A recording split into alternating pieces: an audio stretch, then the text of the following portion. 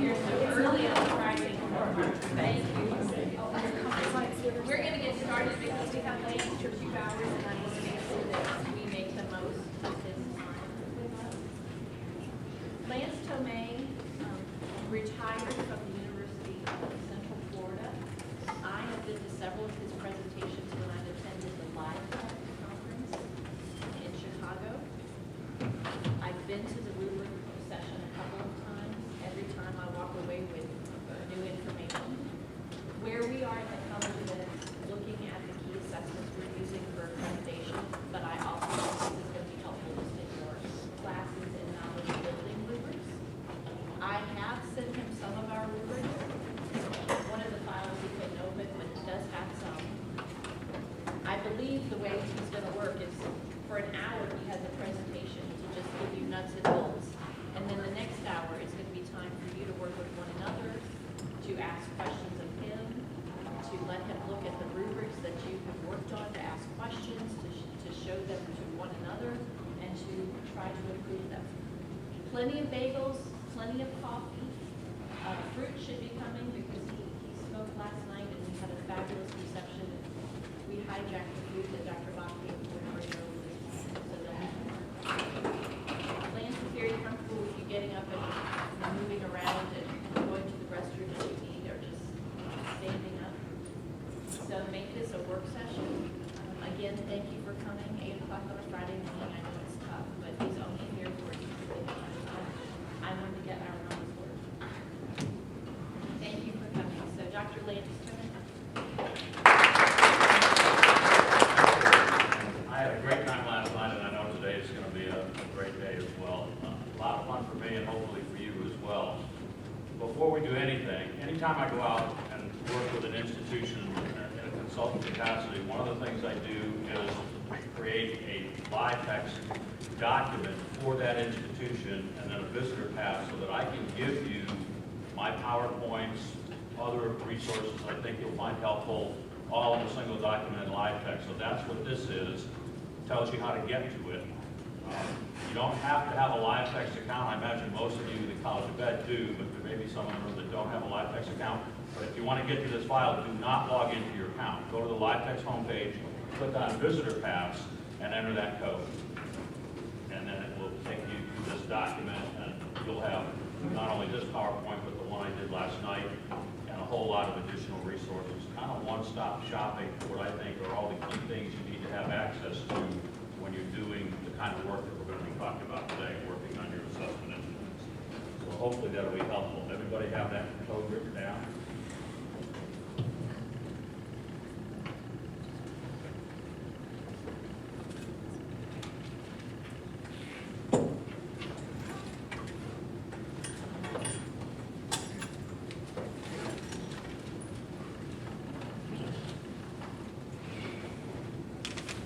So I'm going to start this morning's discussion with kind of an update on what's going on with CAEP in regard to their expectations on assessment instruments. And their instrument rubric covers both what we think of as rubrics or typical assessment instruments and also survey instruments. I'm not going to spend a lot of time on surveys. I'll throw some information up here. It'll be in the presentation for you, so you'll be able to get to it if you want to.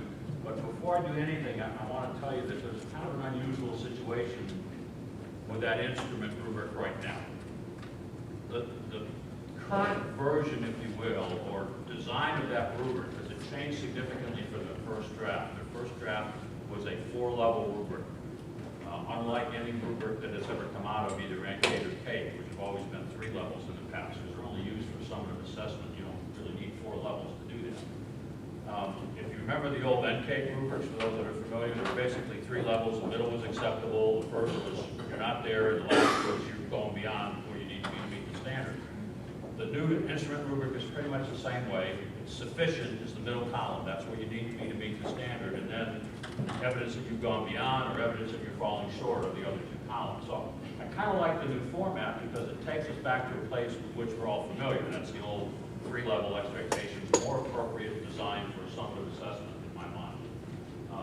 And although you will hear me talk today about using multiple levels of mastery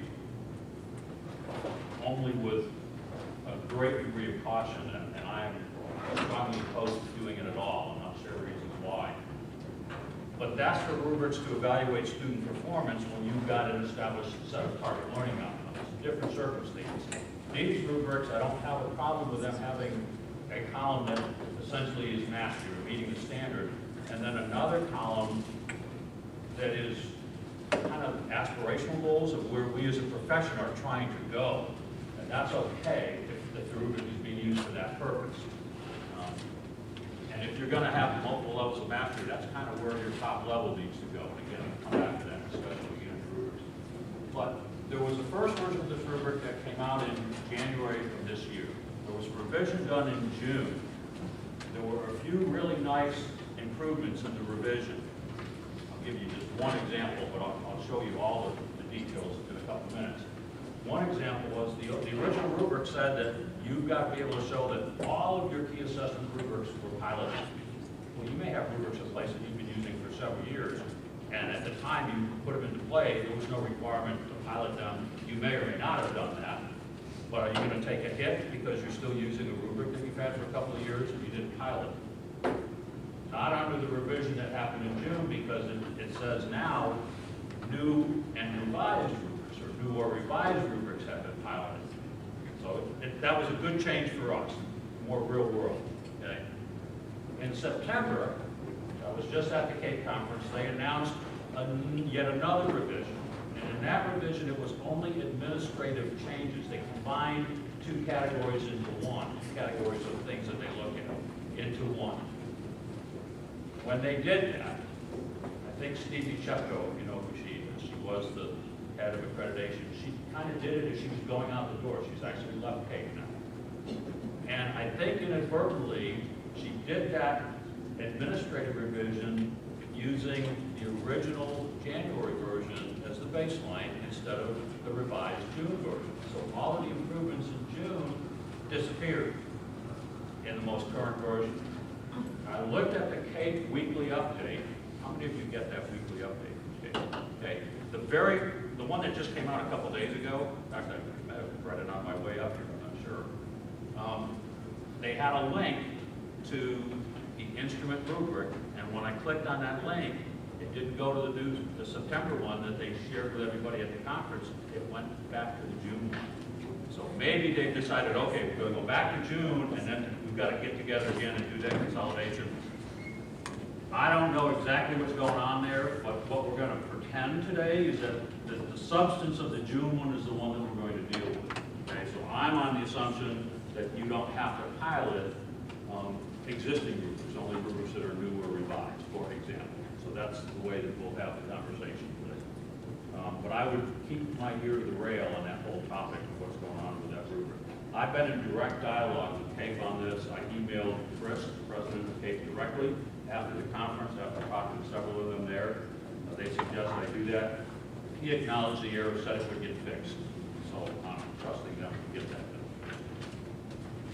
The second part of what we're going to talk about today is the actual workshop, if you will. I'm going to show you some examples, and I have developed what I call a meta rubric long before CAEP ever went down that path. As soon as I saw what was going on with CAEP, I actually designed a very simple rubric to evaluate just the content of a rubric. It doesn't look at things like how did you validate it, how did you establish reliability. Those are some additional things that CAEP looks at. My rubric is strictly about how does your rubric look from a content perspective? Is it well written? Does it get the job done? So what I suggest to people is my rubric is there for you to use or not use as you choose. If you use it, I would use it maybe as a starting point, and then if you see issues, go from there to the CAEP rubric, which has an even broader perspective on things that you should be looking at. But I'll share that with you later as well.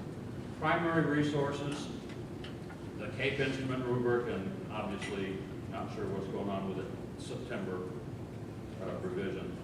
The CAEP accreditation handbook, that is version 3. Version 1 was a handbook, then it came out as a manual. Version 2, it's a handbook again, version 3, but it is essentially the same document. The most current one was dated in March of this year.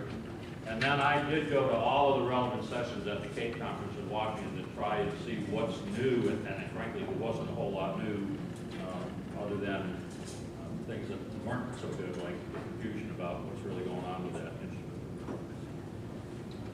A few additional resources, but the top list here are the primary ones that I did draw on for what we're going to talk about today. So here are the criteria, the different categories of criteria that are looked at in that instrument rubric, CAEP's instrument rubric. And the reason I put the informing candidates in red is that latest change that took place in September eliminated that as a separate category and kind of rolled all of the elements of that up into administration and purpose. So if they ever get around to taking the June version and doing the consolidation again, that informing candidates section of that rubric will probably disappear as it did in the September revision. So what were the big changes? One of the things that I really liked in the June revision was that instead of saying evaluation categories or tasks as being what you're looking at, they changed that across the board to the word indicators. And that fits perfectly with the way that I talk about how you create a good rubric, because you know, certainly in educator preparation, there's not a lot of work that we have to do to establish our target learning outcomes. They're given to us, aren't they, by and large? You're either working with state standards or in-test standards or SPA standards or some combination of the above. You may have some local things that you overlay on top of it, but establishing the target competencies at that top level in our world, we're pretty much given that information. We know what those competencies are. The tough part of this is figuring out what is it you're actually going to use as evidence that those competencies are being met. What are the indicators that you're going to assess? Things that you're observable behaviors that you're looking for that are evidence that those competencies have been mastered. And the trick in this whole line of work is identifying a small set of what I call critical indicators, the must-see indicators as opposed to the nice-to-see indicators for each of those competencies. So I talk a lot about that. CAEP is talking a lot about that now because that is a big part of how you go about establishing construct and content validity. The construct piece is really, if you're aligning to the right standards, you're already making a good case for construct validity. Content, though, what's the difference? Construct is you're measuring the right stuff, correct? Content is you're measuring all of the important components of the right stuff. So this is where you get into that conversation. What are the must-see indicators? And describing how you do that is how you make the case that your key assessment instruments have content validity. So you need to figure out what's the process that you're going to use to do that. The process, and there's a process that CAEP recommends, and I'll talk a little bit about that. But in the final analysis, it's that establishment of a manageable set of critical indicators for each of the competencies, which is what they become the elements in your rubric. It's what you're going to assess, the things that you know you can observe. And you want to do two things when you go about this work. You want to be very effective in making sure that when you establish those critical indicators, if your students are doing well on those, your candidates, that you have a very high degree of confidence that they're demonstrating the level of performance that you're expecting at a given point in time, whether it's a formative assessment or a summative assessment. Okay?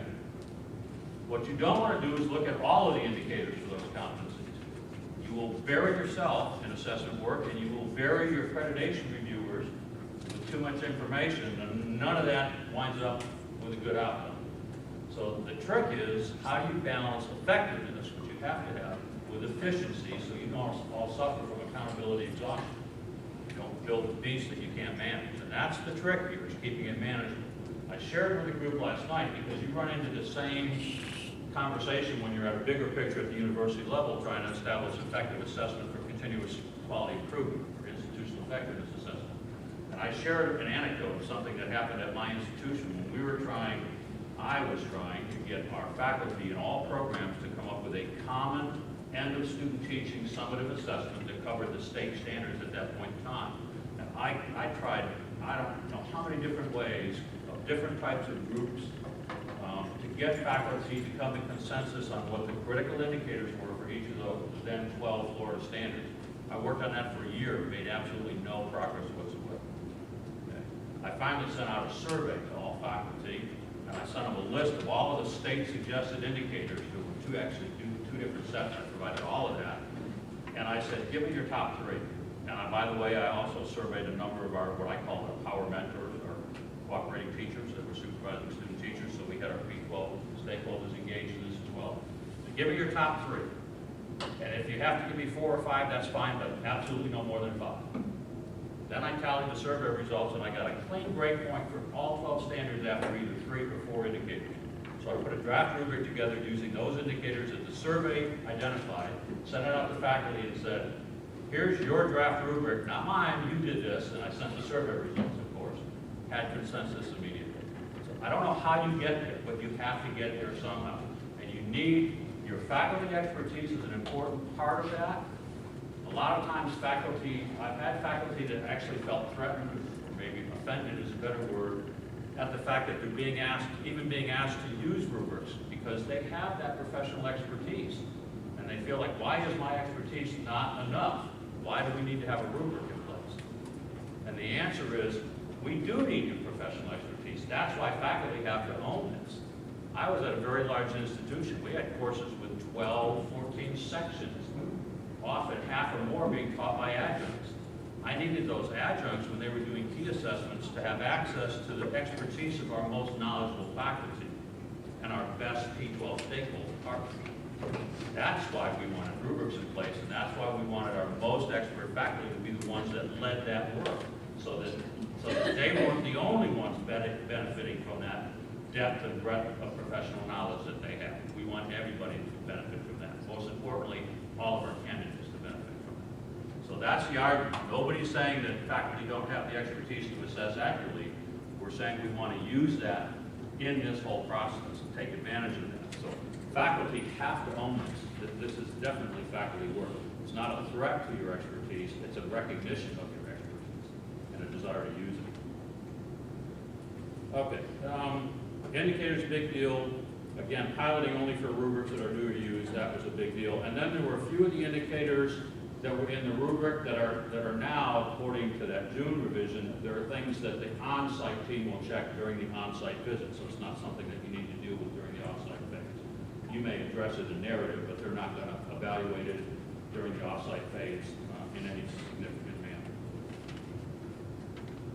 manner. September, the primary change again was just combining informing candidates or rolling that into the administration and purpose element. Okay, administration and purpose. We'll take the sections that they're going to look at one by one.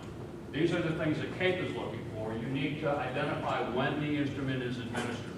You may have rubrics that you only use one time, simply for a single formative assessment or for a summative assessment, or you may have rubrics designed to be used at multiple times as candidates go through. Rubrics can be designed both ways. It's up to you. And by the way, CAEP doesn't tell you which way you have to do it. CAEP doesn't tell you how many levels you have to have in your rubrics. You make the case for how you design your assessment system the way you design it. Purpose of the instrument, how you use it, what you're doing with the data, what decisions you're making based on the results, those types of things. Are you clearly informing the candidates about the intent of that rubric, how it's used, what they're being assessed on, and most importantly, perhaps, do they understand what it takes to be successful when they're assessed with that rubric? If it's a formative assessment, do they know where their performance level or levels should be at that point in the program, which is different than what you're looking for mastery at the end of the program. And then all of your criteria need to be aligned with the applicable standards. They explicitly cite INTASC, state, and CAEP standards. They don't talk about SPA in the rubric, but they talk about SPA in the standards themselves. So I just added that in because I think they probably meant to, and it's just not there. But obviously SPAs are important if you're in that business as well.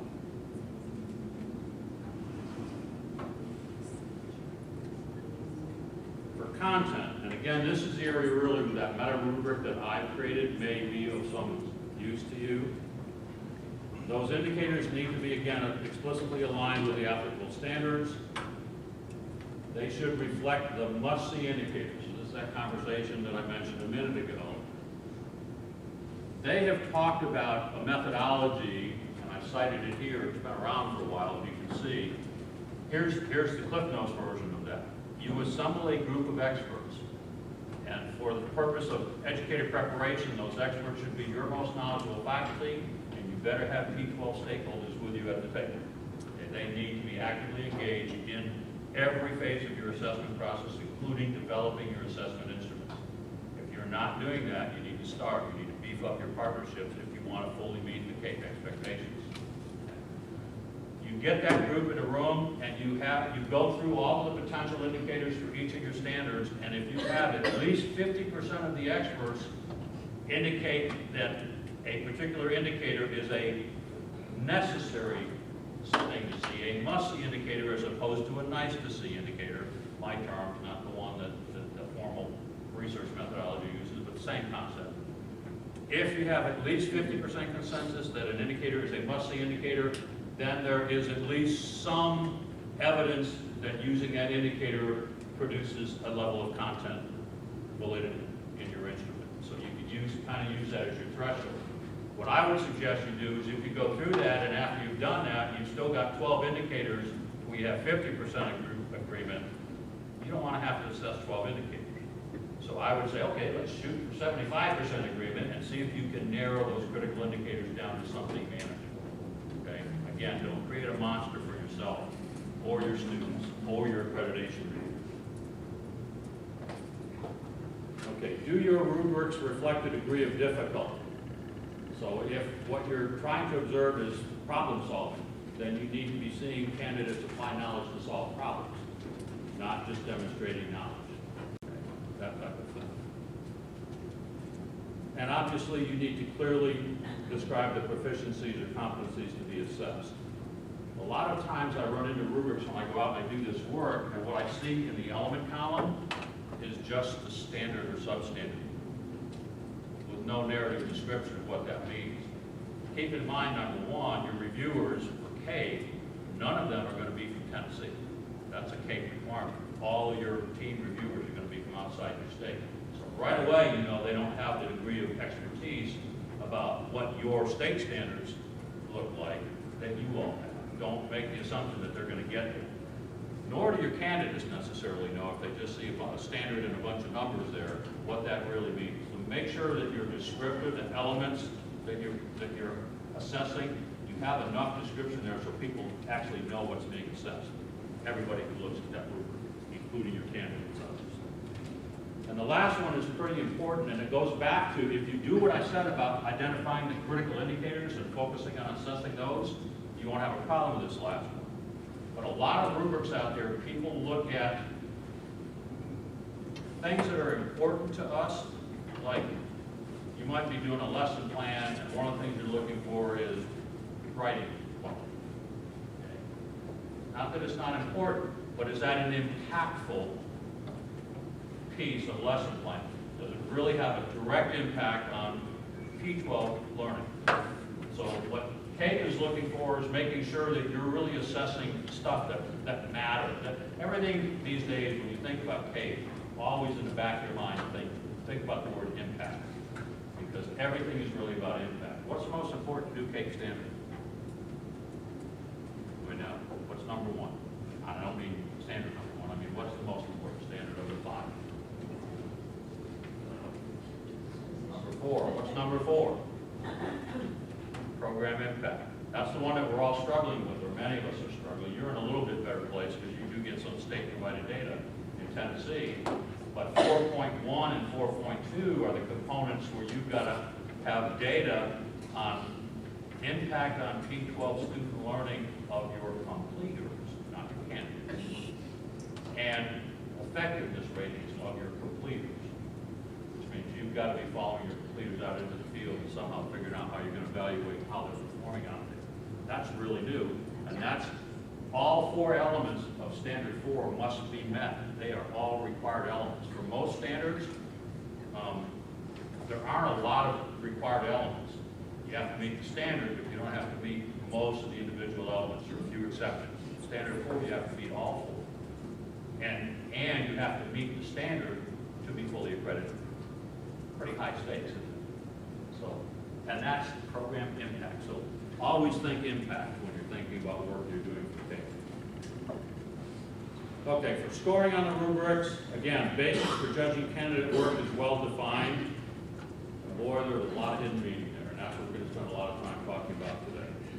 The proficiency levels for each assessed indicator are defined or described in concrete, qualitative terms. If all you're doing to distinguish between performance levels is making quantitative differentiations, you see 3 of this here, 2 of it here, 1 or none of it here, that will not pass muster. You can kind of combine the two. If you can build a hybrid performance level structure where you have a qualitative overlay, and that's clear. In other words, the quantitative component is evidence of breadth and depth of knowledge because of the way you sculpted it, that's fine. But for example, if you're doing written communication and all you say is at the lowest level there are 5 or more errors, and then at the next level up there are 4 errors, and then 3, and then 2, and then 1 or none. The underlying assumption, which is grossly wrong there, is that all errors are equal in value, or equal in problematic tone in terms of student performance, and you can't go down that path. And by the way, it's not just CAEP that's on that bandwagon. Most of the spas now are also going down that same path. So there's a lot of attention being focused now on use of quantitative differentiation in rubrics with no qualitative overtone, and it's simply not being accepted. You want to see that developmental progression. I'll talk more about that in the rubric portion. And assessment results, once you collect the data, are actionable. They're telling you something. If the student's struggling with a particular competency, your assessment data is going to tell you that. What CAEP doesn't say, and I added it in red here, again, the standard says this clearly, the rubric does not, is when you aggregate your assessment data at the program level, you also want the data to be actionable at the program level. That's how you do your continuous quality improvement for your academic programs within the College of Education. Okay, again, you're going to be asked some questions, data validity and data reliability. What steps did you take to ensure the validity? What forms of validity are you dealing with? And I will tell you that right now, CAEP is very heavily focused on, they say content, but that really means construct and content validity. Those two always have to go hand in hand. So that ought to be your focus. Again, did you pilot any new or revised rubric? And then how are you analyzing and using the resulting data? You also will need to talk about how you are evaluating reliability. And the metric that CAEP has talked about is not documented anywhere in the standards, but they've talked about this at a number of their presentations and on their webinars. It's not a particularly compelling psychometric metric. What they're saying is they want to see at least 80% agreement among multiple raters.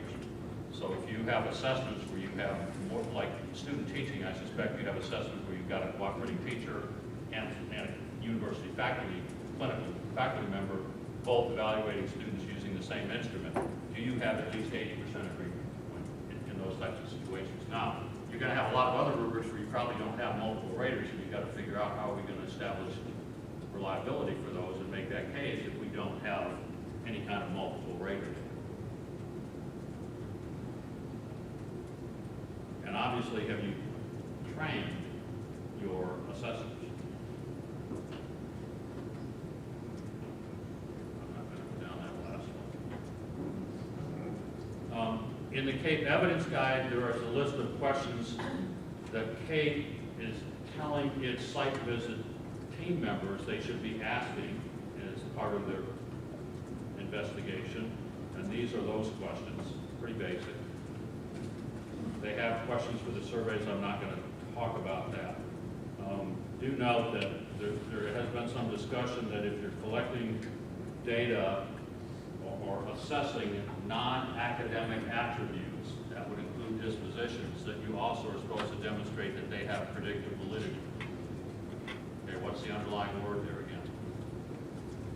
Impact, right?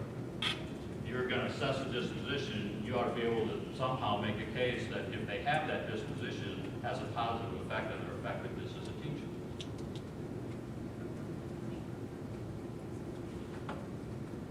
Excuse me, Ray? Yes.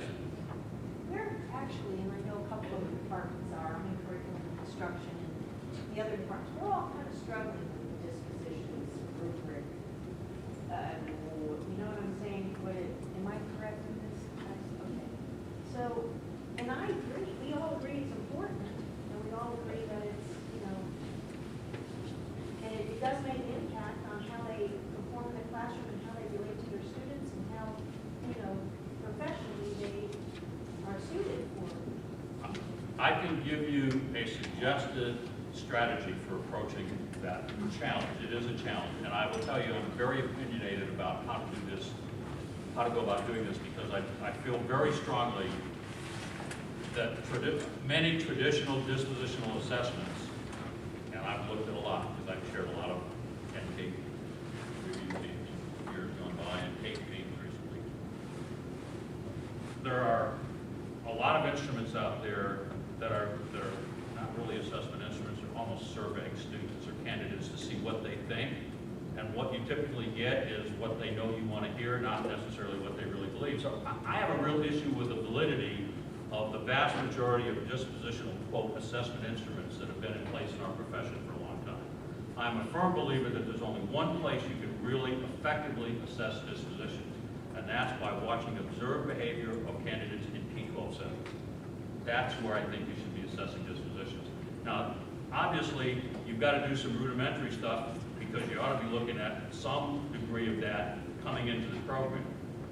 But eventually, I didn't hear what you said. Observed behavior where? I'm sorry, You said that observed behavior. in P-12 settings. In other words, when they're out working with P-12 students, that's when you really get a handle on the dispositions that are truly important for me. So I put that out there because I firmly believe that. So what I'm about to tell you in terms of a strategy is based in that underlying belief that I have about how we should be doing this work. And you may or may not agree with that philosophy, but that's just my position on this. So if you know that you have to be assessing your candidate's performance and you have to tag the things you're assessing to the categories of in-test standards, and you can tag to the standards if you want to, but the requirement is simply to the 4 categories of in-test standards. And if you have looked at the in-test standards, you know that embedded in those standards, there are lots of things, including some dispositional components. So you could go through the in-test standards, look for those elements that talk to dispositions in a set that's already has some established validity. You can decide which of those align with the things that you hold near and dear, part of your value set, and mine those dispositions of in-test. And then when you assess them when you're assessing the in-test standards to which those dispositions have been tagged by in-test. That's exactly what we did at UCF, not with the in-test standards, but with the Florida State standards. We ran into a real problem. We had what we called a fitness to teach policy. We changed the name because that politically was not okay with some people at the university, mainly our general counsel. But we try to take our role as gatekeepers seriously, okay? We hope we don't have to exercise that role very often, but there are some times when you see a candidate and you know that person should not be out there in a classroom with children. And part of our job as educators, preparation professionals, is to serve as gatekeepers into the profession, like it or not. I think we have that responsibility. We tried desperately on a couple of rare occasions, and we were very large, but we're still talking onesies, twosies in terms of people that we thought simply unfit, wasn't an academic performance issue. We could never get the university to back us up. They forced us to give them a second student teaching. It wouldn't take it to court. It was a mess. So at that time, I was already in my role as the university, as a director in the College of Education. And I said, okay, we're going to totally resculpt this. And what we did was we looked at all of our dispositions from our then conceptual framework. We looked at the 12 Florida standards, we crosswalked them, and decided how we were assessing them and where our assessments would allow us to also look at dispositions.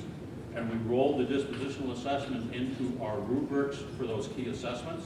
We integrated them. So now if a student failed the disposition, it was an academic failure and we had it. Simple solution.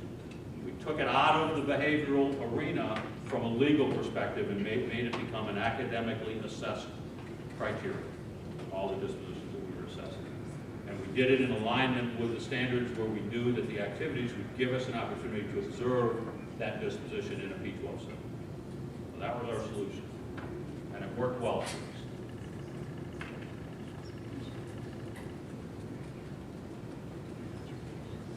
Okay, that's it for the CAEP update. Any questions on what's going on with CAEP? Without a doubt, CAEP has raised the bar on expectations in terms of the quality and the rigor of the evidence that you're using in support of the CAEP standards. No question of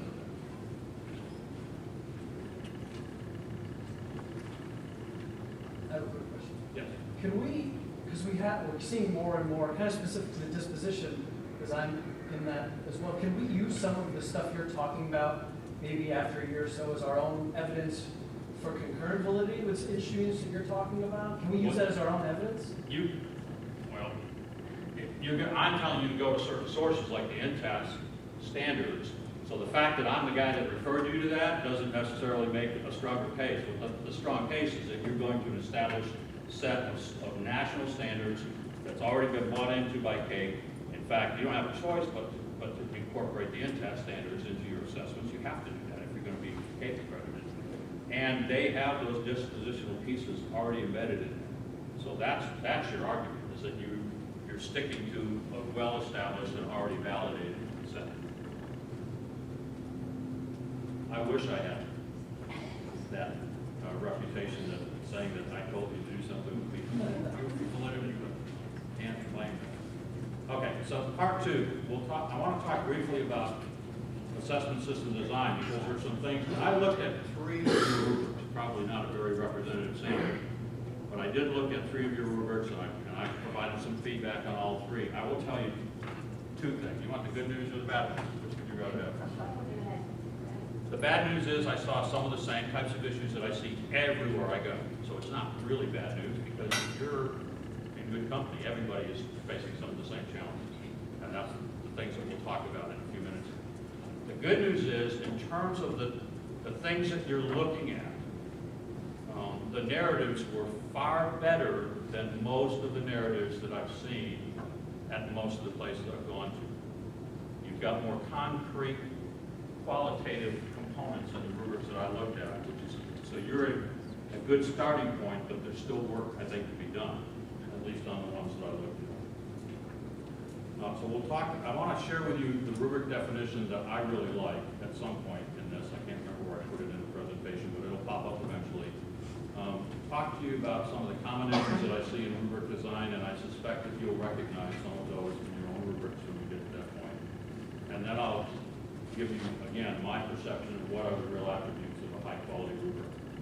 And that's what led me to develop that, what I call the meta. So, assessment system design. And I'll tell you, I came upon my philosophies in this regard outside the higher ed arena. And I don't know how many of you know my whole background, but I did a 21-year career in the Air Force before I went into education. I retired from the Air Force in 1993. I was an intelligence officer by trade, but late in my career, I had a couple of intelligence training assignments. I directed a very large training program, intelligence training program in Texas, and I was the Air Force Squadron Commander at the Defense Language Institute, Presidio Monterey, which is a language training facility out in California, very close to an institute of higher ed, probably the closest thing the military has to that, next to the service academies. So I was involved in training in the military years and years and years ago. And when we were designing or revising a training program, the first thing we always did was figure out what is it that we need our airmen to know and be able to do when they complete training. Okay. So what does that translate to today? Target learning outcomes for your academic programs. Question number 2 was, what are the authentic assessments we're going to use at the end of the program, summative assessments, that give us a high degree of confidence that they have that knowledge and skill set that we need them to have at the end of the program. From there, we started thinking about what are the enabling knowledge and skills that lead up to that point. How do you sequence them? And where do you take a snapshot in time along the way to make sure they're making progress? We were doing this in the early 80s in the military. That design system is called ISD, Instructional System Design or Instructional System Development. You can still look it up today. It's still widely used by industry and by the military. So I've been doing this for well over 30 years. I used to go to conferences as an Air Force trainer that were predominantly higher ed representatives, and when they found out I was from the military setting, I was a second-class citizen. I wasn't an educator, I was a trainer. I run into some of those people still today from time to time, and I just smile at them and say, welcome to my world, because we're all there now. Everybody understands this is, in fact, a pretty good design, way to go about designing an educational program. Start with the target learning outcomes. So that's where I come from. I'm real comfortable with that. I've been doing it for an awful long time. So here are the basic steps.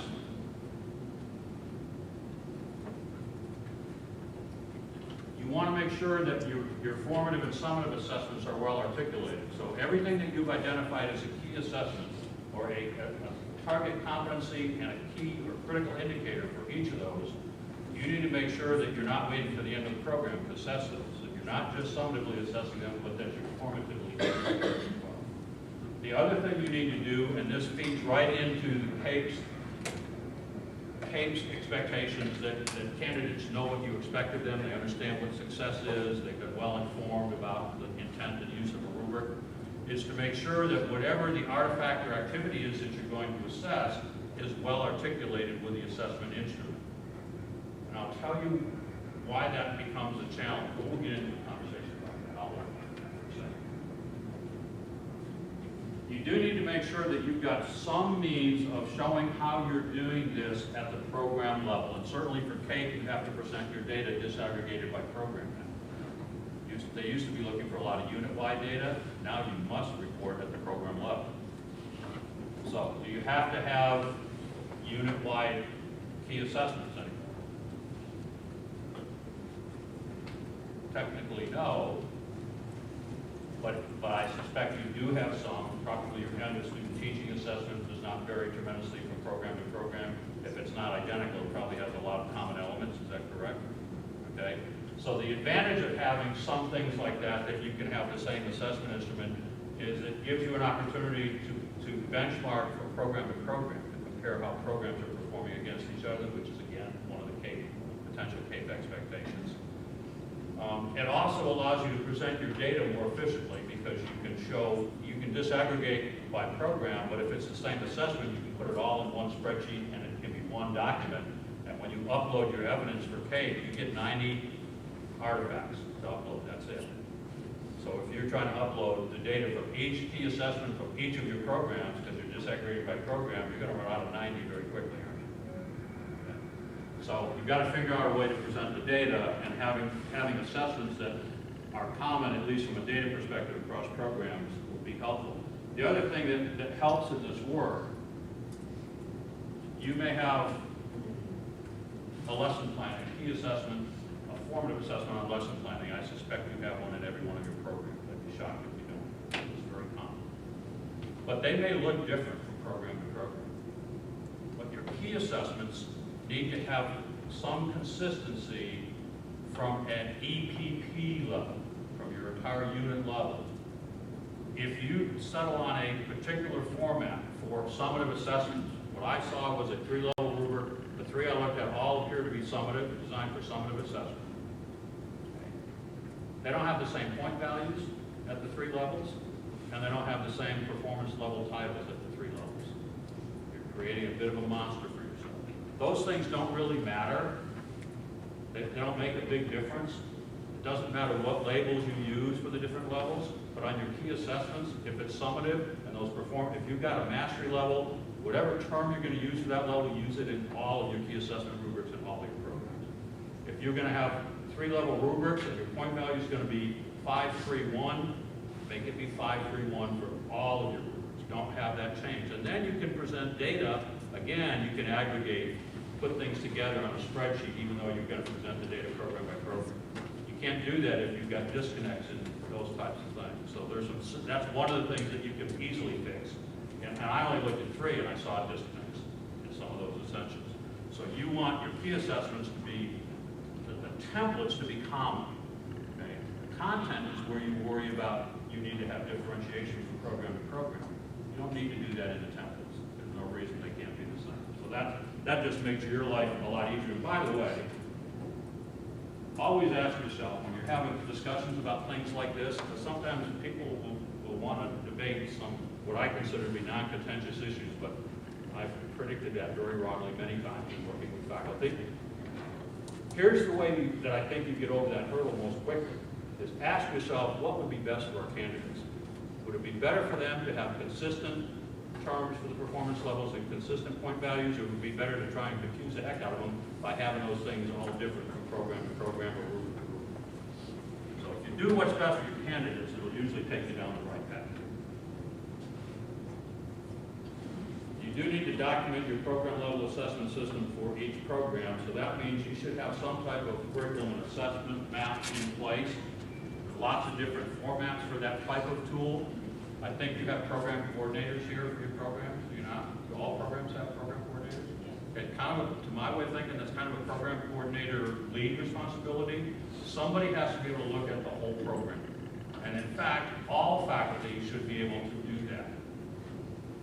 One of the biggest problems that I run into everywhere I go is a lot of faculty still are very course-centric. They're focused most heavily on the courses they teach, the responsibilities, their assessment focus is on their course. They wind up creating rubrics with a primary purpose of figuring out how they can assign a grade to that to use in their course grading calculations, as opposed to assessing the target learning outcome competency for the program. One of the things that you've got to learn to do is, as faculty members, is go beyond. I understand that the courses you're responsible for is a primary responsibility, I get that, but you also have to have a program perspective. And for the key assessments, they need to have a program perspective. The terminology used needs to be a program level terminology. So if, for example, you have a key formative assessment in your course, but it's formative, you're not expecting the candidates to show that they're where they need to be at the end of the program. The summative assessment for that competency, the term you use for end of program is mastery, or whatever term, meets expectations, proficiency, mastery. Doesn't matter what term you pick as long as it's consistent, okay? Let's say you use the term mastery. On your formative assessment, if the candidates are where they need to be at the end of the course, don't use the term mastery. They may be at what you define as mastery from a course-centric perspective, but if that's a key formative assessment for the program, you can't use the term mastery there. Mastery means that where they are supposed to be at the end of the program. So there are some nuances here that you have to get your arms around so that you've got a well-designed overall system. Okay? And if you make sure you know what those labels are as they go through the program. Okay? And I'll show you one that, an example rubric that's actually in practice, that's widely used around the country, that does exactly that, and that'll probably help make a better case for this. This is a definition of a rubric I like, and this is the one that WASP uses. WASP is one of the 6 major regional accreditation agencies. They're up west. Their version of your SACs here. And I really like this because I've been in some sessions, actually done some panels with some other folks that are well known for their assessment expertise, and we didn't agree on what a rubric is. Some people have a much broader definition of a rubric. I think of rubric, I'm thinking about the kinds of rubrics that we're going to look at today and deal with. Where you've got that matrix, you're using the performance narratives, not a checklist of items with a Likert scale and no narrative saying what that looks like at a particular level. That's not a rubric for me. For some people that is, not for me. And what I like about this one is the last statement. Rubrics are also used to communicate expectations to students. If you design your rubrics well, then they know what you need them to learn and know to do, be able to do at different stages of the program and at program completion. The rubrics themselves become a learning scaffold for your candidates. And if you design truly effective rubrics for your programs, your candidate learning outcomes will improve as a direct result of the existence of those rubrics, period. Because they will help them to understand what it is that they're trying to achieve in the program. So, we'll talk about a few issues. For your key assessments, do you have self-selected artifacts or directed artifacts or some combination of the above? Combination of the above? Faculty like to let, and especially if you have an e-portfolio type system, faculty like to let candidates pick their best work that represents a given standard. If you do that, however, I have two questions for you. How are you going to demonstrate that your assessment instrument is well articulated with the artifact or activity to be assessed, and how are you going to demonstrate good reliability when for different candidates you're assessing different things with the same rubric?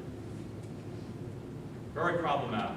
So for your key assessments, you really should focus on directed artifacts so you can ensure that there's good articulation. The example rubric I'm going to show you later is one of the AACU value rubrics. How many of you are familiar with that? AACU is the American Association of Colleges and Universities. They've developed a set of 16 value rubrics. Value is valid assessment of learning in undergraduate education.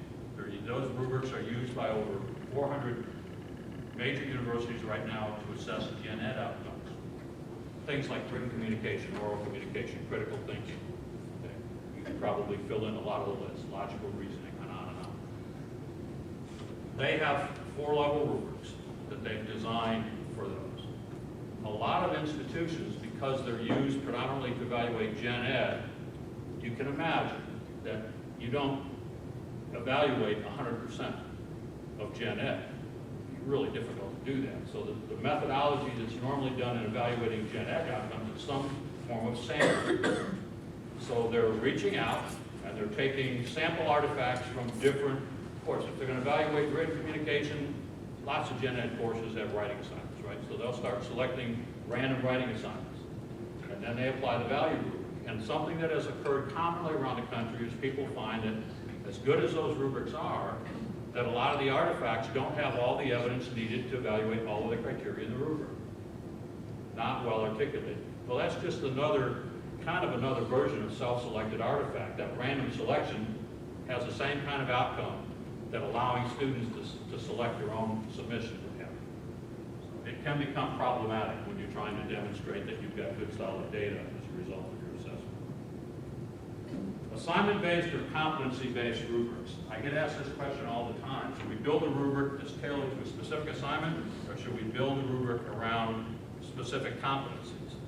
And my answer is that doesn't have to be an either or, okay? What I've told you is you've got to assess the competencies and the critical indicators. Then you make sure that you identify an appropriate artifact or activity that will give you all the evidence you need to evaluate everything you have in that rubric. So the answer is you do both.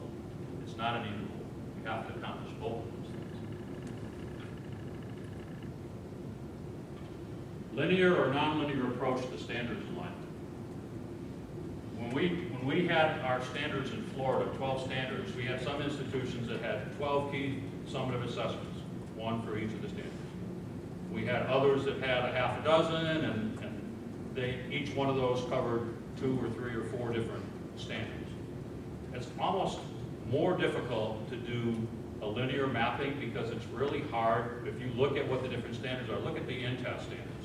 There are reasons why there are 4 categories, that the 10 standards are spread across 4 categories, because they're so closely intertwined. Trying to come up with an activity or artifact that would uniquely focus on one of those 10 and not touch on any of the others, that's hard work. Don't go there, okay? So you don't have to use a linear approach. And again, that helps you be more efficient. If you can have a good, robust key assessment that's looking at a number of competencies and critical indicators for those competencies, capture all that in a single assessment, then in the long run, you have a lot less key assessments to deal with. So use the nonlinear approach. Holistic or analytic grading. What's the right way to grade the kind of rubrics we're talking? You're looking for an overall grade? When we look at people in the field, when they're doing their residency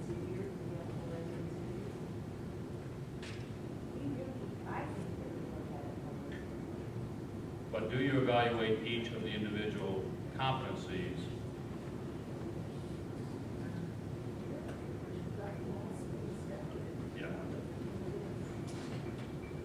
Yeah. When I say holistically, that doesn't mean that you're after doing analytical grading, you're somehow converting that into an overall grade. That's different than holistic grading. Okay? You need to grade analytically, and if that also leads you to have an overall grade, that's fine. But if you don't grade analytically, there's no way for you to ensure that all those critical indicators are being met. Remember, the precondition was it's only being assessed if it's a must-see indicator. So you can't have a grading scheme that has 3 competencies with a total of 10 must-see indicators and then establish a passing grade of 8 out of 10. It's got to be 10 out of 10. If they're all must-see indicators, there's no negotiating room there. That's problem number 1, okay? So the only way you can do what you're talking about is if you're putting other indicators in there that are not must-see, and then you've got to make sure that if you're making exceptions when you're grading holistically, that it's only those that fall in that category. It's too much work, too hard to do. Stick with the critical indicators, number 1. Number 2, if you're not evaluating each of those competencies, each of those indicators, you're not going to generate actionable data. If all you're doing is looking at it holistically, and you find out that your students are not getting the overall grade, an average overall grade as high as you expect it to be, you may know there's a problem, but you sure don't know what the problem is. What are you going to do about that? So you have to grade analytically to do the kinds of things you need to do and to be able to use the data appropriately, both to provide feedback to individual students and to take an evaluation, an aggregated look at how the program is performing and identify opportunities for program enhancement using these data. So, given all that, what's the right number of criteria to evaluate? No answer. As many as you need, however many competencies and must-see indicators you establish, that's the answer. How many levels of performance do you need? What's the right number of levels in a rubric? It depends. Okay. The right number of performance levels is how many times are you going to use that rubric to assess student performance at different expected outcome levels, plus 1. Okay. Now I'll give you one exception to that. If you're going to do a summative assessment only, I don't think you're going to get by with a 2-level rubric that they're either where you want them to be or they aren't. One would think that would be okay. From a pure sense, it is okay. If you're only evaluating must-see indicators, they're either all there or they're not all there. But I think that would probably be problematic, a 2-level rubric for CAEP. So from a pragmatic perspective, I'm going to tell you don't go there. It's okay to have a 3-level rubric for summative, but I would not include 2 levels of mastery, which is what you have done. We'll talk about why I think that's problematic. I would have a level of mastery, far right.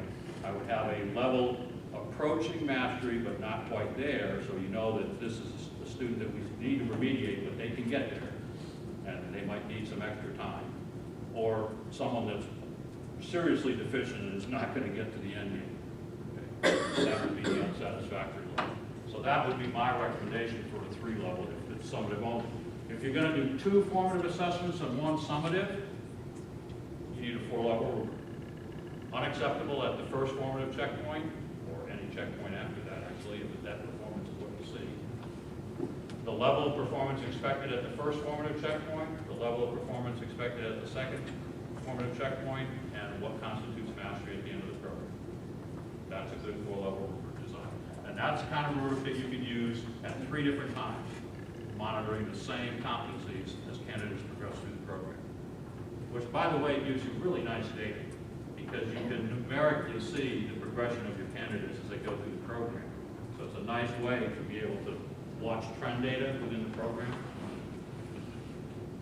So I'll show you some common rubrics that I see out there. And these are just templates I'm going to run through. This is a common 5-level rubric. What's wrong with this one? Any idea?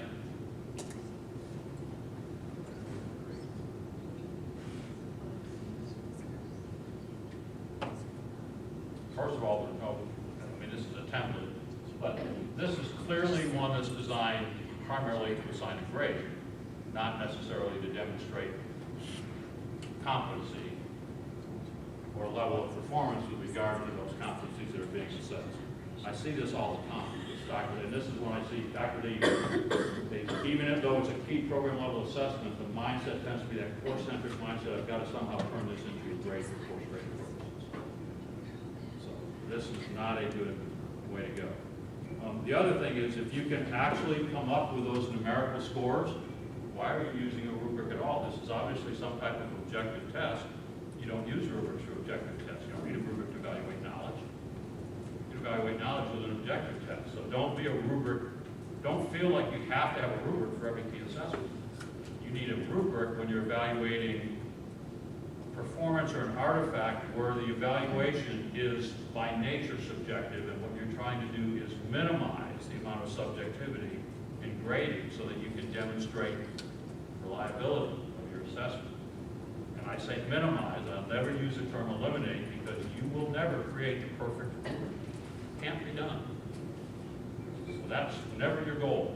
The perfect assessment instrument would be able to evaluate everything that someone knows and is able to do with regard to particular knowledge set, right, or skill set. You can't do that. You'll never get there. What you're looking for is very strong evidence that a particular competency has been mastered. Can I ask a question real quick? Yes. On a rubric like this, because I use rubrics like this quite a bit, one of the issues that I ran into, and I went to a 90 to 100% within like the exemplary, is that there were levels, there were variances in exemplary. I mean, they met the exemplary metrics, but some were just a lot more proficient. You have established target learning outcomes, okay? Your candidates are either going to meet them or not meet them. If they meet them, they may also exceed them to some degree, which is what you're talking about. Your goal when you're evaluating competency mastery is, did they meet it or did they not meet it? Are they where they're supposed to be at the end of the program? There are always those that may go even beyond that point.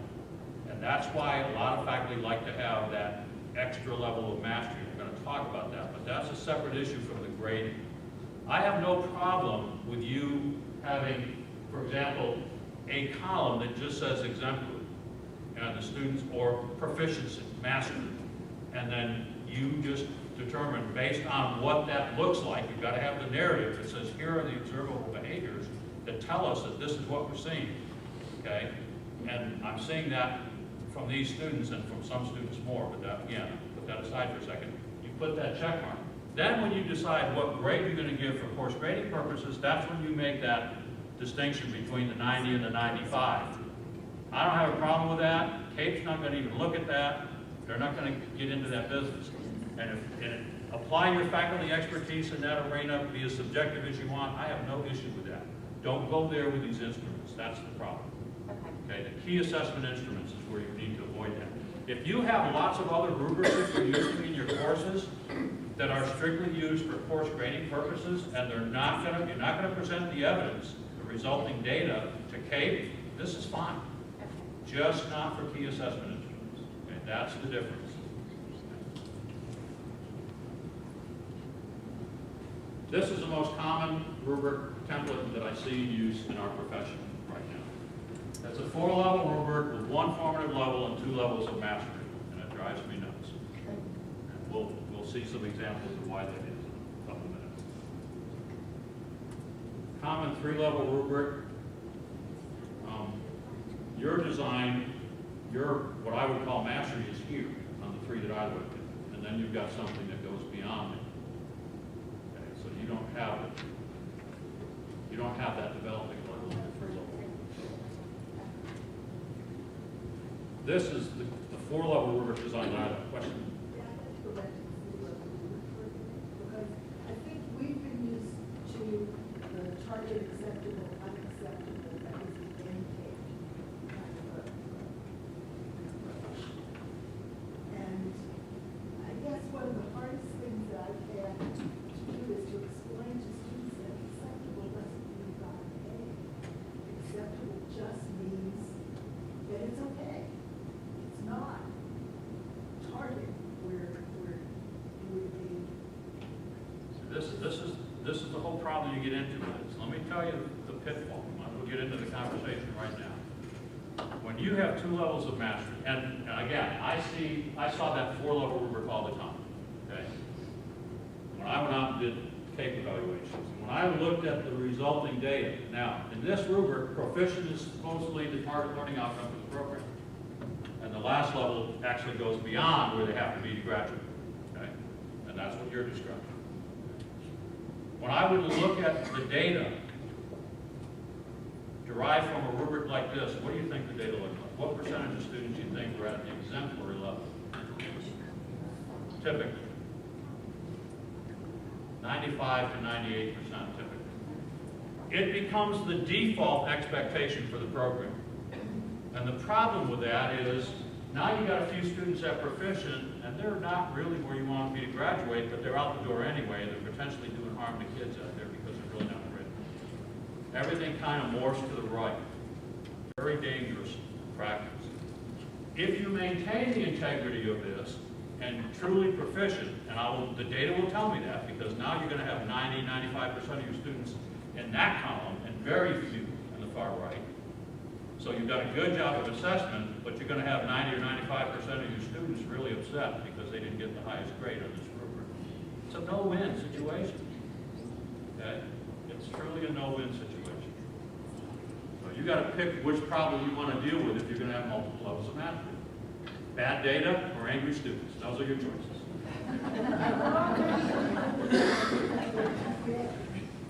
I know.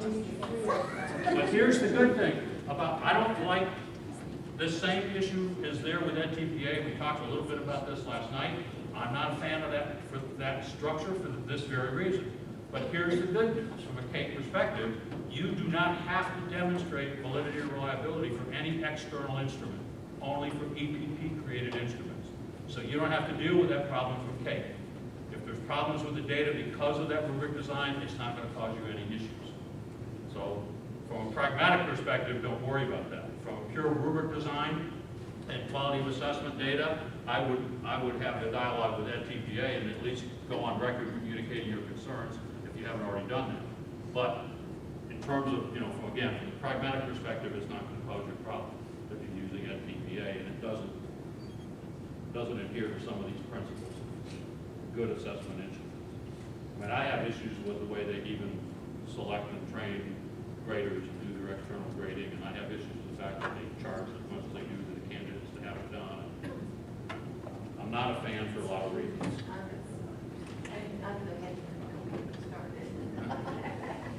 Yeah. So, and there are a lot of good elements, don't get me wrong. There's a lot of good content validity in the stuff they're looking at. That's not my issue. It's more on the design and the potential for overlap between performance levels. If Yes. we use something external like NTPA as a basis for some of our assessments leading up to that, do we have to show, for example, if we have multiple evaluators, do we have to show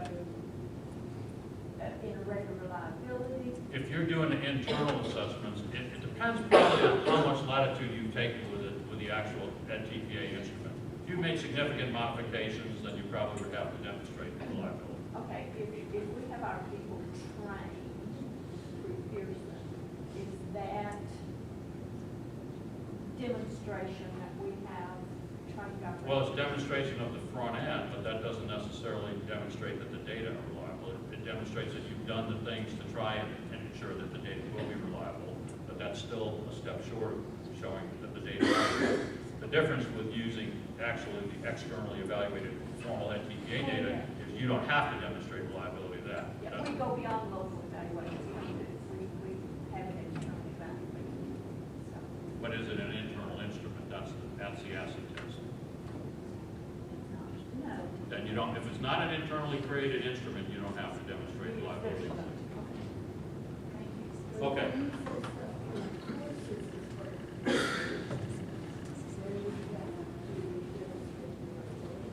Not if it's an externally generated assessment instrument. You only have to demonstrate for EPP-created instruments.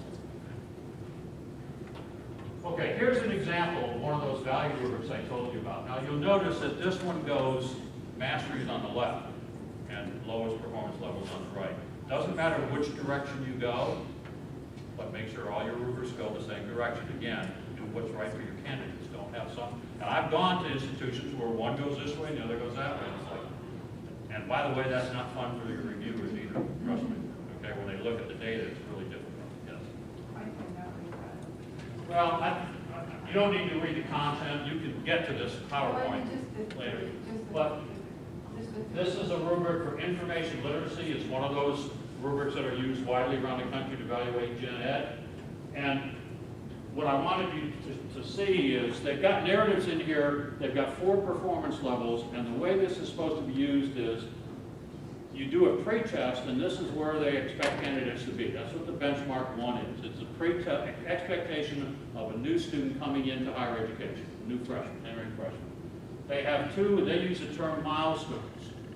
Those are 2 stages of formative development on this competency. And then they have what they call capstone. That's what they expect them to be at the end of the gen ed experience with this competency. So 2 formative, 1 summative assessments. They've got the one that's, the one that we often call unacceptable or unsatisfactory. For them, it's just where they're starting, benchmark. But I really like this design because it's the same instrument evaluating the same competencies, the same indicators at multiple times and monitoring candidate progress. And when you grade it analytically, you're going to know if any one of these individual criteria being assessed are particularly problematic. So this is that 4-level design. It's a 4-level design that I like, and you'll notice 1 level of mastery, 1 target learning outcome. Okay. I had a client that I worked with some time back. We had the same conversation. They liked the 4-level design, 2 formative, 1 summative. They decided to do that, but they wanted to build it around some type of conceptual framework for evaluating different levels of knowledge and skills that made sense to them. So they used Bloom's taxonomy. And they sent me that top design without this row, just the labels. And they said, this is what we've come up with. What do you think? And I kind of like the concept. Now, frankly, it's not exactly how we do them. We don't always purely assess knowledge early on and then get into apply. But as I thought about this, I thought, at least in theory, that's kind of how students acquire their knowledge and skills. And at the early formative assessment, we're probably focused most heavily on their ability to demonstrate that they have content and pedagogical knowledge early in the program. And then as we get into early field experiences, we want to see them begin to apply what they know, informed practice. And by the end of the program, we usually want to see them really having a difference, making a difference on P-12 student learning and being reflective. Common goals that most of us share at most of the institutions I've been to. So those are my terms of how I translated what I saw them doing with Bloom. And because of my interpretation of what I thought they were doing, I really like this structure. It makes sense to me. And you'll notice I used the big CAEP term there to describe that highest level, impactful practice. That's what we're after. What we mean by that, they're demonstrating that they can have a positive effect on P-12 student learning for all students. So I share that with you just because I like the framework, I like the conceptual idea of where they went with that 4-level rubric. So what are the kinds of pitfalls that I see as I go out and either work with clients or when I go out and do take reviews? The kinds of things that I see that are exceedingly common. Okay. More performance levels than needed to accomplish the desired assessment task. I will concede that the more levels of performance you have, the higher resolution data you will have, which at least potentially makes it more actionable. But you also, every time you add a level of performance, you add the challenge to improve, to ensuring that you maintain good reliability. And if you don't have reliability, the resolution doesn't matter because it's still not going to be actionable. So you have to balance those 2 things. That's the trade-off. Using subjective or what I call inconsequential terms, and I'll show you examples of both, to distinguish between performance levels. Remember, what are we trying to do with rubrics? Minimize the subjectivity involved in grading. Using double or multiple barrel criteria performance descriptors, failing to include all possible performance outcomes, in other words, gaps, potential gaps in performance, or having overlapping performance descriptors. Both of those obviously cause reliability challenges. I had one client once say, every time we evaluate candidates on this performance, we keep having candidates, they're not at level 3, they seem to be beyond that, but they're not yet at level 4. What do we do about that? I said, fix your rubric. There's clearly a gap between level 3 and level 4. There's a possible performance outcome that's not captured anywhere in the rubric. Attempting to use a single rubric to demonstrate a level of proficiency and to generate a traditional course assignment grade. Don't try and make the rubric do that second thing for your key assessments. Use your expertise, do it subjectively, whatever you need to do. You have live text.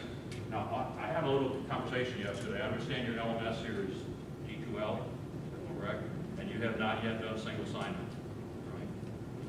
If you get to that point, because live text has that capability, if you can integrate, and live text, you can actually do your rubric grade, and in live text, there's an optional grade box, or you can put a letter grade, a numerical grade, whatever. If you have that single sign-on and you've integrated that with D2L, live text or D2L, it will automatically populate your D2L grade with that optional grade entry that you put. So you can do two things. But don't try and design the rubric to create that grade. Do that independently. Failing to include performance descriptors or including descriptors that are simply surrogates for performance levels. So here's an example rubric. Actually, most of these are just one criterion that I pulled out, but these are all actual examples of rubrics that I found in practice. Right? So, subjective terms. What's the difference between weak and relatively weak? Where's that clear, concrete breakpoint between those two levels of performance? Okay? Or relatively weak and moderate. Where's that breakpoint? And you think there might be a potential gap between a moderate degree and a high degree? Possible gap in performance there? Very subjective terms. If a candidate looks at this, will a candidate have any idea what the different levels of performance should look like? Not at all. So if this is what your rubric looks like, you might as well not have a rubric. It's not accomplishing what you're trying to accomplish. Okay? And you also have multiple levels of mastery. Now look at the topic. Knowledge of laboratory safety procedures. Is that a pretty important competency? This came out of a science ed program. Is that a pretty important competency? I think so. Okay. Is a moderate degree okay out the door? What's the target learning outcome got to be for this particular competency for this program? So what happens is the higher level really becomes the default expectation, but someone at that lower level gets out the door. Is that okay, or are we putting P12 students at risk here? This is an example of the problems at those multiple levels of mastery. I love this one.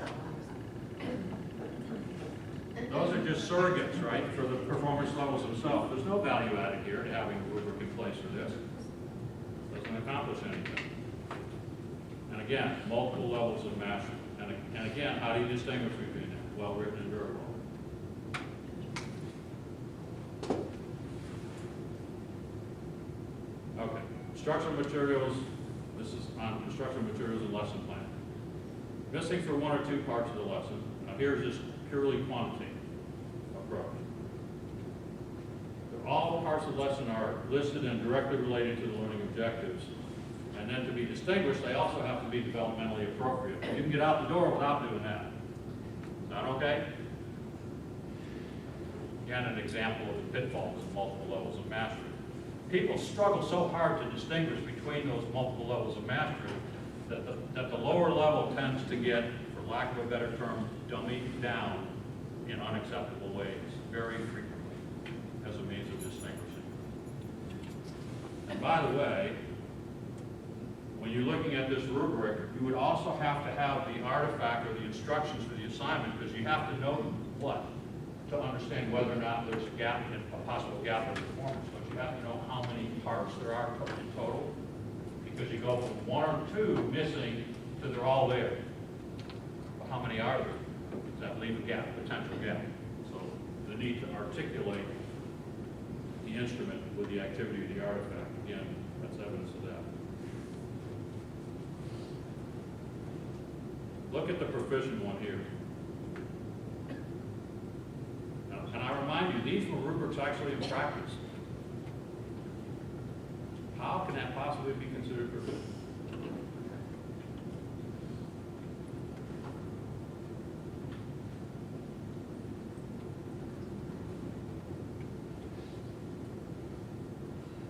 So, what if they're aligned to the learning objectives, but not age appropriate? Where does that fit in on this report? That would be one of those performance outcomes that's not captured anywhere in the original.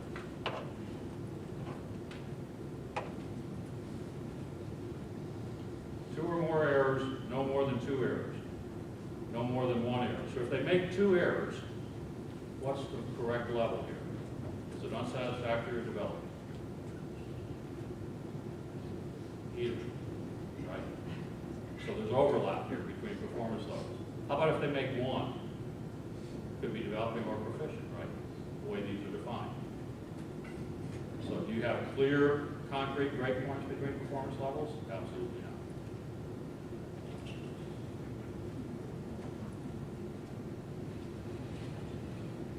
A little different issue here.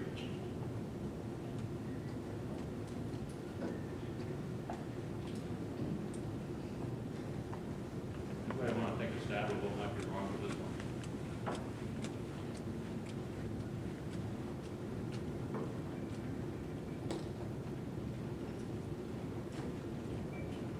Is assessment a good criteria to be evaluated? It's a good competency to be evaluated. Is that an indicator? Or is that perhaps too broad to be a single criterion in a rubric? Look at some of the things that start showing up in the narratives and the potential, again, here for trying to figure out what's really going on. This is way too broad of a criterion. You need to be evaluating the observable indicators, those critical indicators. The ability to do assessment effectively is a competency. It's not, it shouldn't be a criterion. It should be an entire rubric with multiple criteria being evaluated so that you can differentiate these.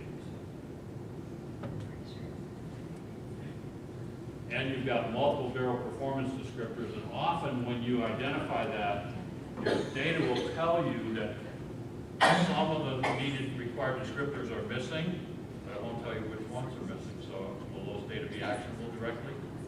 Or are you going to have to then go back and dig deeper to figure out what's really going on before you know what to do about it? To the degree you're able to, you want your assessment data to be directly actionable. 3 levels of data. We're talking about using data to make decisions about candidate performance and to help them acquire mastery, or to look collectively at program level performance. 1 level does absolutely nothing for you. It may tell you something, but the data are worthless. And when I talk about, you hear the term data-driven decision making all the time. I don't like that term. I use data-informed. I think you have to embed a qualitative overlay or qualitative component to that data, how data help you inform decision making. I've seen a lot of really bad data-driven decisions. I have one example where in Florida, we have our own state certification exam, Florida Teacher Certification Exam. All of our programs have to be state approved. If you're in a SUS, state university, part of the state university system. If you have a state approved program, there is actually Florida law that says that you cannot graduate somebody until they have passed all applicable sections of the FTCE. So what do you think our program, every program's overall pass rate is on the examination? 100% by definition. And yet, people look at the fact that they have 100% pass rate as a quality indicator for the program. Well, it's data. It doesn't tell you anything worth knowing about that program, except that you're meeting the state mandate that everybody pass the test before you graduate. We also have the ability to calculate first attempt pass rate, which I did for all of our programs. and mean number of attempts to pass. That's a better indication of what's going on in the program in terms of quality. It also has some limitations because we don't really control when a candidate takes an exam for the first time. So maybe they take it before we advise them they're ready to take it. But you can still benchmark across programs, and if you see one program has a much lower first attempt pass rate than others, there's probably something more going on than too many students taking it too early. So that might alert you to a problem. That's kind of level 2 data. You know something's going on, but you don't know what it is yet. Then we can get sub-score data. You also can get that here on practice. For sub-score data, we get the percentage of questions related to each competency answered correctly by all students in that program that took that exam during an academic year. Well, that's how I pull the data, once a year for every program. So we would look down competency by competency and get that percentage correct responses for all questions related to that competency. And if you're looking down that list and you see, 90, 88, 87, 88, 56, bam, you've got something you can deal with immediately. That's high resolution, highly actionable data. That's the third level. That's what you're after. That's the kind of information that you can actually use to identify things that you may want to do to improve your candidate's learning outcomes. Yes?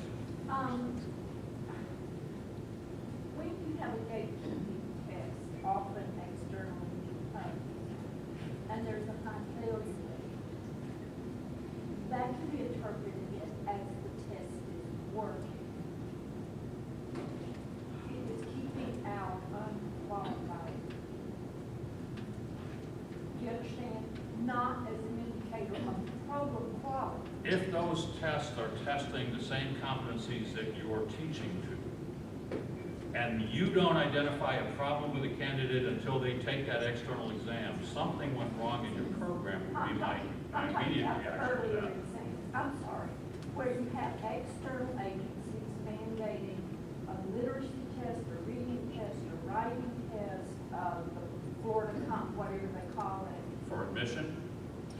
Whatever, for progression, a high failure rate means that the test is working and it is keeping unqualified people out of it. It's the fact that you have a higher failure rate in one program than others, that's nothing. Do you understand? Well, I understand what you're saying, but if you're talking about early in the program, I would think more in terms of the certification exam at the end of the program. If that's the first time, if someone fails miserably, No. then I would say you've got to look at what went on in the program there. Why didn't you see that student was struggling before they ever got to that I'm point? sorry, it was another one. That's the distinction I'm trying to make. If it's earlier, it has to do with admission to the program. Yeah. Failure rates mean nothing. No, they don't mean anything. Obviously, that's part of, and again, what you're talking about is the difference between assessment literacy and data literacy. You're talking about data literacy now, making sure that the data are up to the task that you're trying to use it for. And those data would not imply anything about program quality, so don't use them in program decision making. Absolutely correct. I would agree with you. But there are other types of external exams that do reflect on program quality to some degree. Okay. This was an actual rubric, no narratives at all. I don't call this a rubric. This is a checklist with a Likert scale, and that's all it is, right?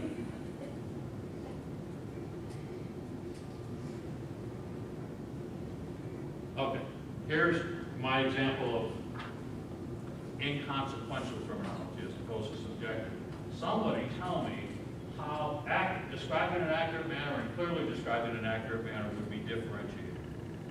If it's described in an accurate manner, wouldn't it already have to be clear? So this even goes beyond using subjective terms to using, and I coined the phrase, inconsequential terms to differentiate between performance levels. And how you would ever come up with consistent agreement on how those two levels of performance differ among multiple raters is beyond me. I just can't get my arms around that. So that's, Appropriate test, and inappropriate test, it's very clearly described.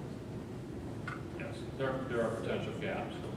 And this, by the way, you can tell from the design, this is only used for summative assessment, so again, it's got the multiple levels of mastery, and that's why you see those types of ridiculous attempts to differentiate between those levels, because there is no good way to differentiate. Okay. So you've seen some of the worst examples that I could show you. You've seen some of the issues that are out there. I saw some of those types of things popping up in the rubrics that I looked at here. Not as extensively as I typically see at some institutions, but I did.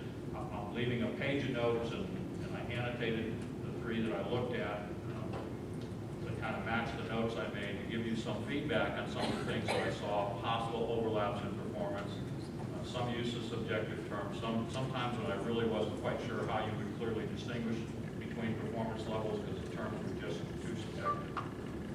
So we can talk about those. I've got them up here if you want to come look at them. You're certainly welcome to do that. We can discuss them. But how do you avoid all that? The more important thing is where do you go to get your rubrics ramped up a little bit. And again, I think yours have far less distance to travel than most I've looked at most places I've been. So I think it appears to me that you all have done a lot of work here on rubrics. You have some of the most concrete qualitative narratives I've seen in rubrics anywhere I've gone, and that's a good starting point. So I think you're a pretty good place compared to a lot of your colleagues around the country. You want to make sure that the rubric and artifact are, again, well articulated. Each criterion should assess an individual construct. When you have multiple barrel criteria, the problem is, again, when you start evaluating, inevitably there's going to be a performance level where some but not all of the criteria are met. And then you wind up getting data that tell you there's a problem and don't tell you what it is. It's not actionable. So if you have things that are critical indicators, don't lump them together. If they're both critical indicators, don't put them in one row. Separate them. Okay? No double barrel criteria. And no overly broad criteria. Make sure that what you're assessing is what you've established as the must-see or critical indicators for each competency. The rubric has to have construct and content validity. You've got to be measuring the right stuff and all the components. So again, are you measuring the right standards? Again, for us, that's pretty much a given. If you're mapping correctly to the applicable standards, it's the critical indicators, the construct, or the content validity piece. That's the challenging work that we all face. Performance descriptors, again, one of the harder tasks in here, have to be concrete, qualitative distinctions between performance levels. You need to show a progression of performance from low to high. It needs to be consistent so there are no gaps, and there need to be no overlaps. If you do all that well, reliability tends to take care of itself, because then you'll get pretty good consistency in inter-rater statistics. No unnecessary performance levels and resulting data should be actionable. The last two tend to take care of themselves. Here's an example of qualitative differentiation of performance levels. And this is kind of the revamped version of a 3-level rubric where you've got just the 1 level of mastery. Instead of having a 2nd level of mastery, you've got a level where you would know a student is not where they need to be, and this is on a summative assessment, but if they're at developing, maybe we can still get them there in a reasonably quick time. If they're at the unacceptable level, they're woefully deficient and they're nowhere close to being ready to graduate. Okay, so this is to me a better option for a 3-level summative rubric than the structure that you have in place right now. I think you would get more actionable data out of this. If you get what I suspect you're getting now is a lot of students at that top level, maybe a few at the 2nd level. I don't know what your ratios are, but that's pretty typical. And neither one of those is really telling you anything that you would need to do something about, at least theoretically, in the program, because they're all at a level of mastery, even though you define multiple levels. So here you see a qualitative differentiation. And sometimes the way you get there, if the narrative doesn't feel quite as clear as you want it to be, is actually put an example in there, as I've done here in the middle. Okay, where you're again, you want to make sure that the candidates, when they look at this, they understand exactly what they need to do to be successful. What is it that's expected of them? What would each performance level look like? Okay, so this is a good qualitative differentiation. Very concrete. Clearly no overlap. All possible outcomes are clearly captured. Pretty straightforward. So this is doable. Here's my meta rubric, and I recently revised this. If any of you have seen any of my earlier presentations, you've seen a 4-level version of this. What I did was I split the last criterion out into 2 different, and I had a multiple barrel down there.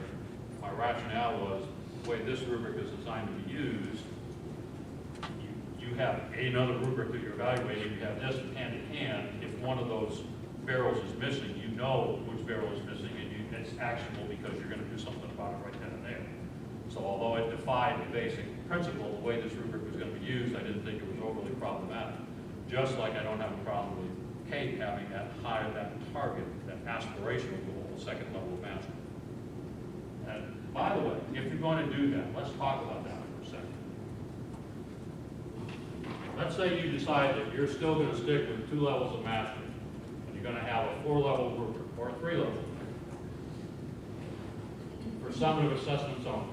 Okay, so here are your criteria, and you've got 3 levels, and these 2 are both okay. If you ever read anything about, can't see it? I'm not sure. If you've ever read anything about designing rubrics, when it gets to the section about populating the narratives for the different performance levels, everything, at least everything I've ever read, it will either suggest that you start at the lowest level and move up, or start at the highest level and move down. Anybody ever seen anything different? That means nobody ever wrote one article. I wrote one article. If you have multiple levels of mastery and they're right here, and you want to maintain the integrity of your target learning outcomes, the first column you populate is your lowest level of mastery. That's what they do with EPP-created, start with. Start with the lowest level of mastery, and you make absolutely certain that you maintain all of the levels of performance that reflect where you want your candidates to be at the end of the program. Then when you look at that higher level, you think to yourself, what are the things that we every once in a while see in those truly outstanding candidates? And I know we have them, and we like to be able to recognize them. They're doing things that we would never expect a new teacher to do. We would only expect to see those types of behaviors exhibited by a teacher that had already been out in schools for 3, 4, 5 years. And you will have some candidates, you have those natural-born teachers, natural-born educators. They just thrive when they get in the classroom. You can see it. I've seen student teachers outperform their mentor teachers. I mean, it just happens. We know it. But they're rare. They're the exception. They're not the rule. So you figure out what are those things you're seeing that only happen from practice teachers. And by the way, if you look at the NTAS standards, they have progressions for teachers. Another great resource where you can look at what NTAS is expecting to see several years into practice. And maybe you can identify some of those indicators that you've occasionally seen for your truly outstanding candidates.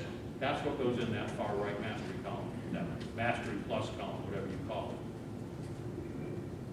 Now, you can do that. If you do that well, you'll have good data. And then you assess with integrity, you'll have good data. If you don't let things migrate over to the far column, you actually do good assessment and maintain the integrity of those levels. Then you have good assessment data, and as I said earlier, a whole lot of angry candidates. So that's the problem that they're going to be doing. But if you're going to insist on that, to me, the most important factor here is maintaining the integrity of your data. Make sense? So this rubric you can use or not use as you see fit.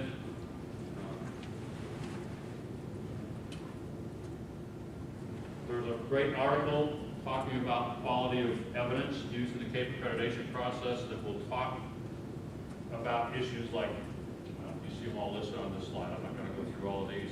This whole article is about 3 pages long. I've included it as one of the attachments. Strongly recommend, if you've not already read it, that you read this. It will quickly give you a good sense for what good data, what the characteristics of good data are, and will help you focus your assessment work in the right direction. So, a few quick comments, and I know I went way longer than I wanted to before we could actually work on rubrics. I apologize for that. Consider both effectiveness and efficiency. We've had that conversation. Do that identification of critical indicators work. See on here, probably going over. Yeah, just a quick word on don't leave validity and reliability to chance. Again, validity, get those expert groups together to identify those critical indicators, involve your P12 partners. For reliability, make sure that you are piloting any newer advisory rubrics, that you're training the faculty that are going to do the assessment and capturing, document that data. Often we do a lot of this stuff, but we don't think to somehow make sure that we document it so we have that evidence to present when the time comes that we need it. And make your assessment system transparent. So I'm a firm believer that all the key assessment rubrics should be readily available to candidates at all times.